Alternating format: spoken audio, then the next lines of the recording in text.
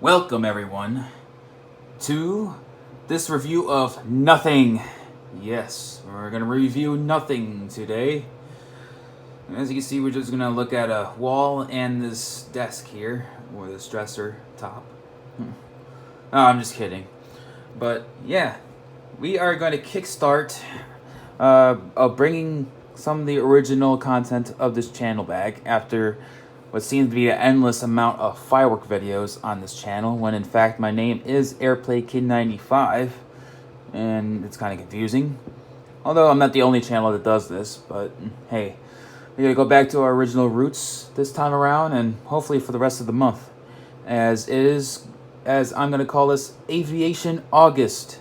We are going to review a handful of RC airplanes that I have in my collection, or I might buy at the store and review at the park and fly around. But before we get started, I'm going to answer one of my frequently asked questions on my channel regarding the technology. What kind of cameras do I use? Well, it's going to be quite a shocker. It's the most highly sophisticated cameras ever, and I just upgraded to a new one recently. We're going to show it to you now. Are you ready? Yes. For the past 2 to 3 years, from 2015 all the way up until about the beginning of the Fireworks Fun 2018 video, which I videotaped that daytime sequence with the firecrackers and all that stuff, was recorded using an iPhone 6S.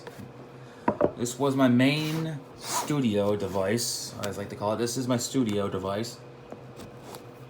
It is a 16 gigabyte iPhone 6S, space gray. Hard to believe I had this phone since it first came out. It still looks to be in pretty decent shape, despite its age, because I kept it in cases for most of its time. But as you can see, it's got a 12 megapixel camera with 1080p 60 frames per second video and 4K at 30 frames per second, but I preferred the 60 frames per second smoothness over the 30.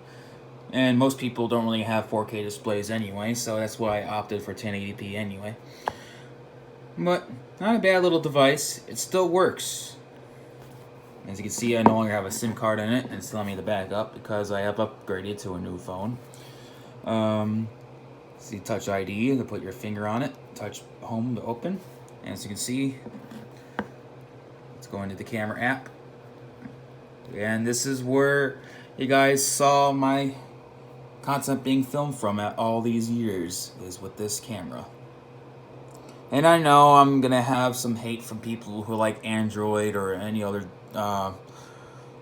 phone platform, but hey, whatever works, right? And this worked for such a long time, and it was pretty reliable.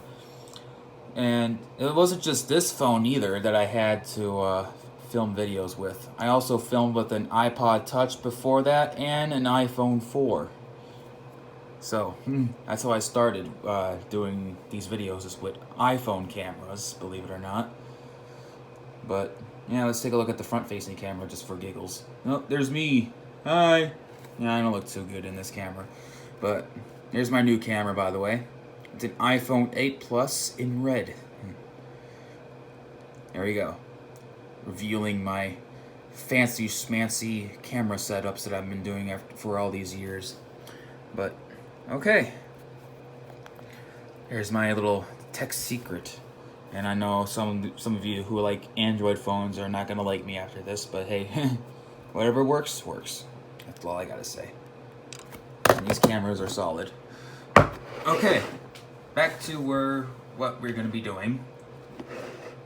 Let's reveal what we're gonna be reviewing for Aviation August. And I know I'm not gonna fly it because it is 12 years old. Here it is. An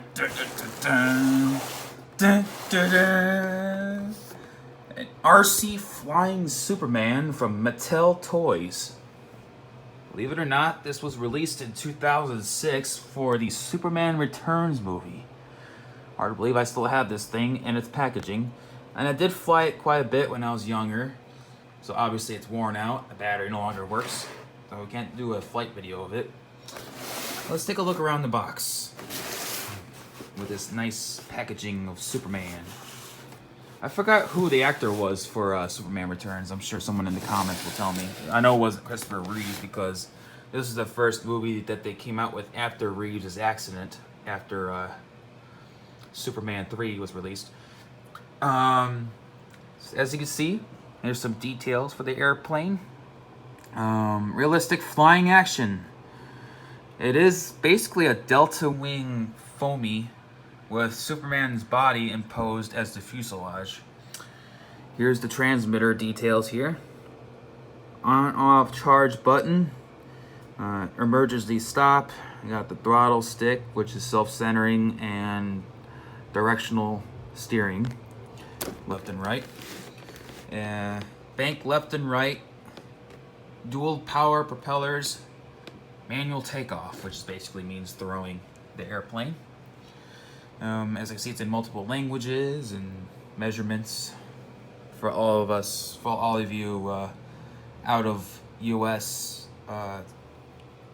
viewers out there. Operating range, 300 feet, 100 meters. Flight distance, 300 feet, 100 meters. What's the maximum altitude? 49 feet, 15 meters. That's actually kind of underwhelming. I thought it would be 300 feet like everything else, but I guess not. Flight speed would be 18.6 miles per hour or 30 kilometers per hour. That ain't too bad for a toy plane. You know, it was pretty zippy back in its heyday. Wingspan, 19 inches, 49 centimeters. And look at this old website. I don't think it works anymore. Try it out. SupermanReturnsToys.com. Fun, games, action. Mattel. What year does this say on this box? I believe it says 2006. Let's take a look. Superman. Oh, that's just copyright stuff. But, yeah, this was produced in 2006 to coincide with the Superman movies that came out that year. Kind of like how Airhogs promoted the Fantastic Four or Marvel movies that came out in previous years. Mattel kind of did something similar with DC Comics with the Superman plane. And I'm not sure if they did the same for like Batman, for instance. But this was a pretty unique toy, I gotta tell you. Alright, let's open this sucker up. So yeah, 2006 Mattel. Let's open this up while I try to reposition the camera.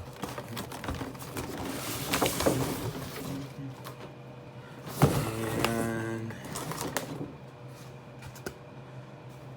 well, here it is.